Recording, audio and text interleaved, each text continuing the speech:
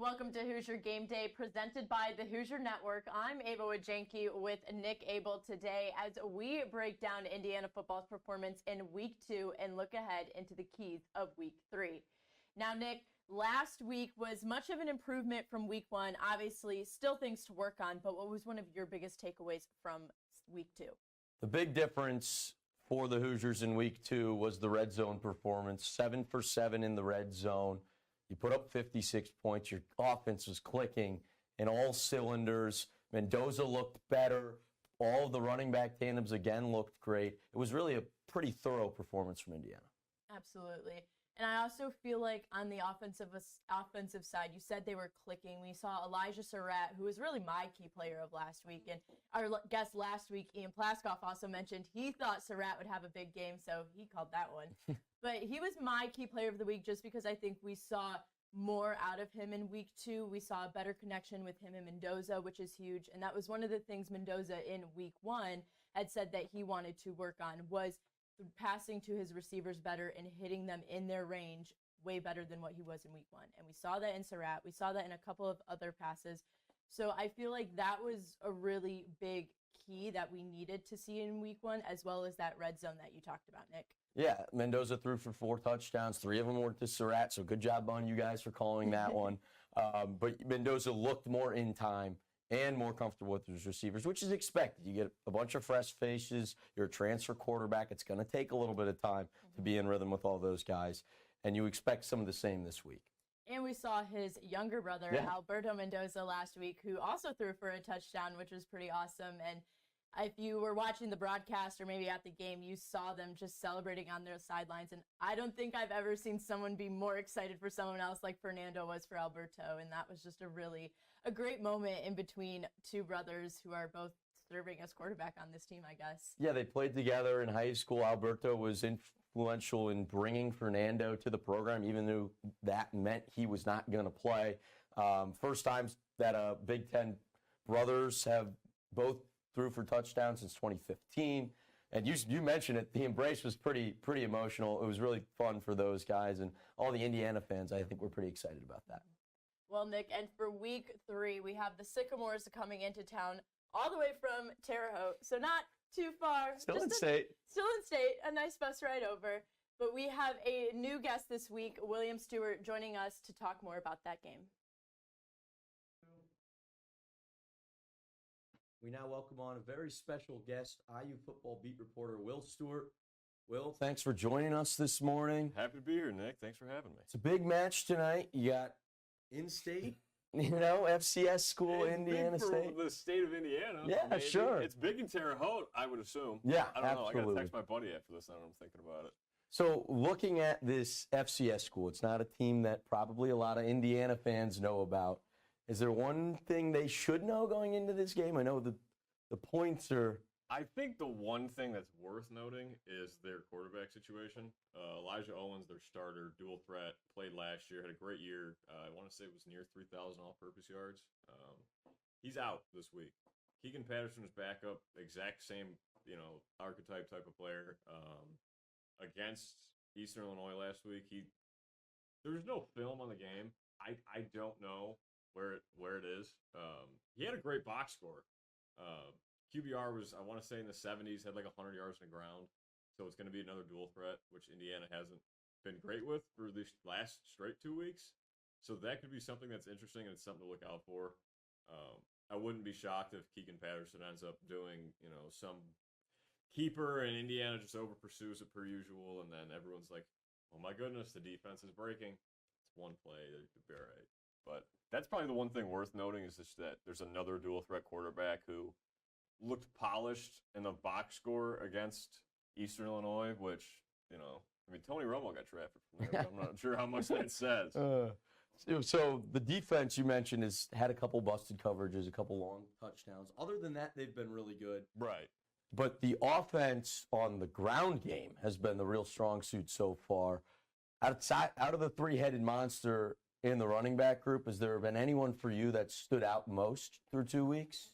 I don't know about stood out most. They've all, had roughly 100 yards each game. It's kind of just who has the bigger breakaway play to get to 120 instead of having 90. That's what it's been at least the last 2 weeks. I would say Hemby's probably the most balanced all-around guy, most agility and power balance. Kalon Black, he really reminds me of Ramondre Stevenson, honestly. He's a strong guy who can catch the ball a little bit. And, he can make someone miss, but he's going to lower his shoulder. Lee Beebe's a receiving back for sure. He was great last week. I really think if I had to pick one of them, that's probably, I think, the most talented. It's Hemby or Beebe.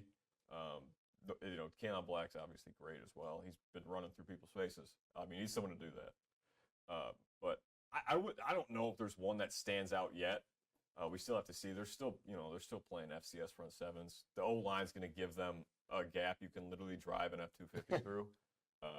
But I would say Beebe or Hemby's probably got the most. If you were going to go, if you're saying pro level talent, they're probably the guys to look out for because they've got more of the scat back type that NFL teams are looking for. They can play all 3 downs because they can go catch. They can go out 5 wide or they can come out of the backfield and catch. Also make somebody miss, and then I would say it probably is Hemby because he's just a little bit bigger than Beebe, but it could be either of those two. All 3 are great though. Yeah, the running game's been a huge strong suit. Mendoza through 2 games. We actually had to see both Mendozas last week, which we probably could see again tonight. How have you viewed Fernando's performances through 2 weeks so far? I think he's been great. Last week he was near perfect. Didn't get sacked and throw a pick. Had a couple. I think it was maybe 2 bad passes. A lot of drops. By a lot, I mean 3 or 4. It's just more than usual. It feels like from last year. He was, I would say near perfect last week. 250 and 4 touchdowns on, I want to say it was 18 to 25. Week 1, it was like 18 to 30. It was near 300 yards still. It wasn't a bad game. He was still great in week 1. Obviously, he's still learning the offense. Connections are still developing. He had a connection with E.J. Williams early and then couldn't really find Surratt. That obviously last week found Surratt big time. E.J. Williams was still seen there in the first half. Him and Omar Cooper Jr. still trying to figure it out, it seems like. But there's the look. The look is there. Omar's open on those deep routes. It's just a matter of bringing it in now and actually, the home run going over the wall, not getting robbed at the wall. But Fernando, he's been stellar, I would say, so far. Just, bare minimum. Yeah, I mean, you expect that coming out of him from Cal. He was probably one of the most highly touted quarterbacks in the transfer portal. Right. He's been good. The team's been mostly good so far. You don't want to look ahead. You got to play Indiana State tonight, but everybody's already jumping towards the next week matchup in Illinois. What do you want to see from IU that makes them prepared for what could be a top 20 matchup next week? I think what we have to see from Indiana this week is buttoning up the assignments on defense and cleaning it up on offense. By cleaning it up, I mean it's the same idea with the missed assignments. There wasn't nearly as many, especially noticeable ones on the offensive side. We'll start there just because it's a lot of minor things. Sig mentioned there was some were missed. I don't know exactly what. I didn't go through and watch the play-by-play film. I'm sure somebody missed a block here and there. The drops are the big thing. That's like, wait a minute, what's going on there?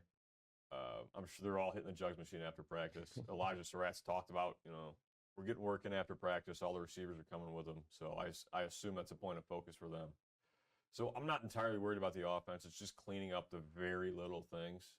The defense is they're great. They've been great. Don't get me wrong. They didn't let week 1. They didn't let Old Dominion snap from the plus side of the 50. Kennesaw State got bailed out with 2 big plays. Sharp recovered on the one, stripping the ball from the receiver. But it's just the defensive backs got to get lined up. When you see the huddle snap and it's 3-by-1, 2 by whatever it is, the boundary corners have to be out there. Sharp did it at least twice that I've seen. I talked about it earlier this week that he just wasn't lined up over the receiver. Granted, I don't want to say he got lucky, but stripping somebody's not not typical play. Not typical, yeah. It's not a very typical play, especially recovering in that sense. So not lining up over the receiver is huge. That's the only reason Kennesaw really was able to even have a snap on that plus side of the 50 and get within close field goal range. So I think that's a big thing. And then it's the same thing with what we saw with the dual threat quarterbacks. The entire defense, believe it or not, the defense can be too aggressive. When everyone flows because there's got 11 guys spreading 50 yards of the field and everyone's biting on the running back who's going to the right hash, but that quarterback still playing that left hash. there's got to be somebody there. And I'm sure maybe the boundary corner's there, but he can't get walled off like it happened in week 1. So it's just cleaning up those little things, making sure they're not over pursuing. Everyone's assignment is on point on defense is the biggest thing. But still, they've been great. They haven't allowed a touch. They allowed 2 touchdowns that were breakaway plays, and they haven't really allowed a pieced together drive that hasn't included some breakdown in the defense that was a big shot. Sure. Will Stewart, IU football beat reporter, thank you for being with us here. You'll be here. You'll be at the game tonight. Absolutely. Expect to see you on the sidelines. Something like that. All right, thanks, Will. Me and Abel will be right back. What Will said, it's been some questionable sets defensively in coverage, and he talked about the boundary cornerbacks. I was a little more worried about the safety play. We saw Lewis Moore, who's been pretty good through 2 games, although you're not certain how long you'll have him because he's suing the NCAA for his eligibility right now. That it got extended to past Illinois, which is a big win for Indiana. But you still don't have freshman Byron Baldwin. We're not sure his availability this weekend. Mari Farrell, who's one of your returning veterans, has been all right so far this year. You'd like to see those 2 get more comfortable back there and more keep picking off balls.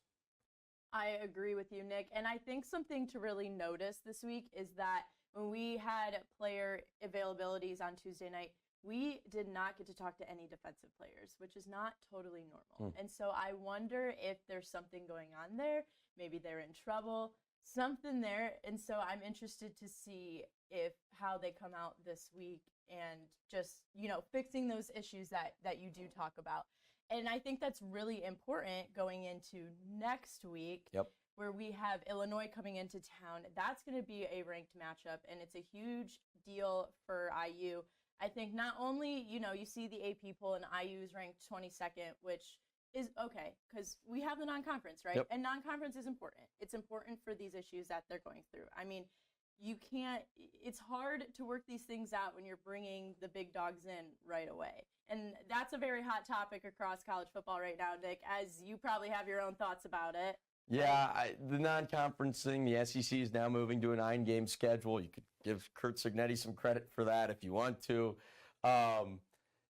You would maybe like to see play better opponents non-conference just for maybe better for the fans, better football across the board.